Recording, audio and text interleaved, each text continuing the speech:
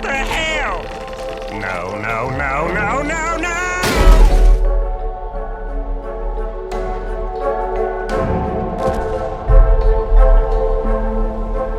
Hello everyone, my name is The Sinner, and welcome back to World of me asking for your forgiveness. For what? For what I'm about to do. In this game, playing the SU-101 Tier 8 shitstain of a tank, I am going to sit and wait in camp, in a bush, for quite a long time. The SU-101 is in my opinion one of the worst tanks I've played at Tier 8 in a extremely long time. Not just because it has 2 degrees of gun depression, but also because it has the worst gun arc, terrible gun handling, and even though it is the assault line TD of the tank destroyers for the Soviets, this tank feels less of an assault TD than the SU-101 did. It doesn't quite have the DPM, especially versus Tier 10, or if you're using the other gun, the small gun which I'm using here, the penetration. So if you're using the 122mm gun, you have got big alpha, low DPM, good penetration. If you're using the 100mm gun, which is the second gun in the T-54, the 219mm of penetration, it has a decent amount of DPM, but no penetration, unless you want to fire heat, which, you know, has a hissy fit if it hits spaced armor. So I've got 440 alpha, big penetration, I believe 258, and very low DPM. But it has the stopping power, or I can use 320 alpha, 219mm of penetration, sustained DPM. And so far this entire line, starting from basically the SU-100, but that let's keep that one out because that's where the two lines split.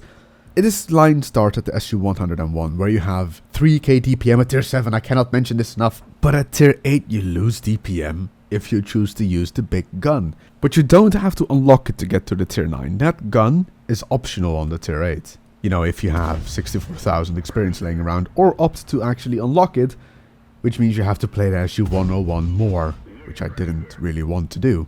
And at the tier 9, with that 122mm gun, you get 3.5k DPM. So the SU-101 is just almost the scapegoat of that line. It doesn't get anything that works in its advantage. It has high DPM, low penetration, or low DPM, high penetration. It doesn't fit in this line. Because the SU-101, yeah, you know, your penetration is 183, which is good at tier 7. Then at tier 9, you get 258mm of penetration, and at tier 10, 290mm of penetration, because it's a tier 10 tank destroyer. You can't really expect that to get like 250 penetration. That would be silly. Every single line in World of Tanks almost has that one tank that doesn't really fit inside of it. Now, I cannot name every single tank line and name the idiot tank in there, but the best one to use as example is the Japanese medium tech tree. You got at tier 5 the Chi-Nu, which is a single shotgun, okay armor. Chi-To, single shotgun, okay armor. Then you get at tier 7 the Chi-Ri, which has a 3-shot autoloader, but the armor doesn't really get that much of an upgrade. If anything, it stays the same, so you got a bigger tank with a 3-shot autoloader, massive in size, so bad armor, really weird gun, and big in size. And then you go to tier 8, which is again a single shot gun.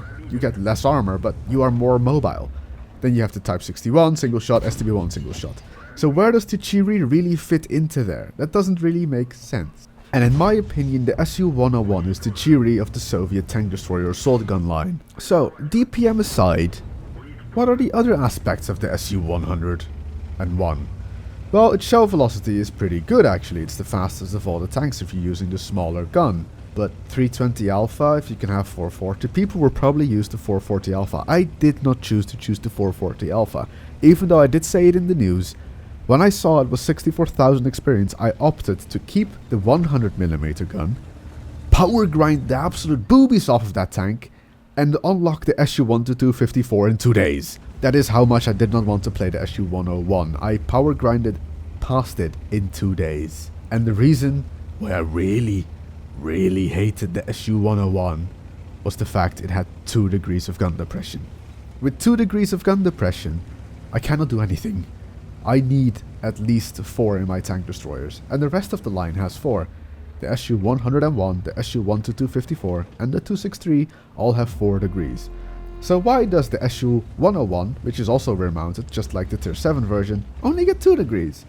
Because reasons.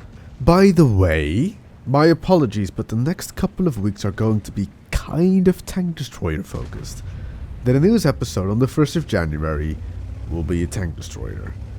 I will be making a video for Saturday featuring a tank destroyer. Next week's video on Thursday, big chance it will be about a tank destroyer. But it's okay, after that there will be more tank destroyers. The reason for that is, and it's basically going to spoil what January 1st is the news is going to be about, I power grinded past the SU-12254 already. I have the 263 in my garage ready to be played. But you won't be seeing that until, let's see, the 1st of January, the 8th of January, the 15th of January. You will see that tank in about 2.5 weeks. The news episode on that at least. And after that it will be Swedish tanks. Swedish tanks until the I can see. But what about this particular game? Well, I sat in the bush and did the tank destroyer role. Then I decided, wait a minute, this is the assault gun line of the tank destroyers. So I went to assault gun. I went into people's faces. And seeing I've got the low alpha high DPM gun, I can outplay them. Take this heavy tank number 6 for example. I shot him. If I had the big gun, I would have done more damage. But then I couldn't have tracked him like this and completely wrecked him a new one. As my team shoots him, and I casually have the time to evade his gun. And from this point on, this game is over. I don't really get to do anything anymore because the power to weight ratio is rather disappointing. So going up the hill on El Aloof, I miss out on shooting both the E25 and the GW Panther.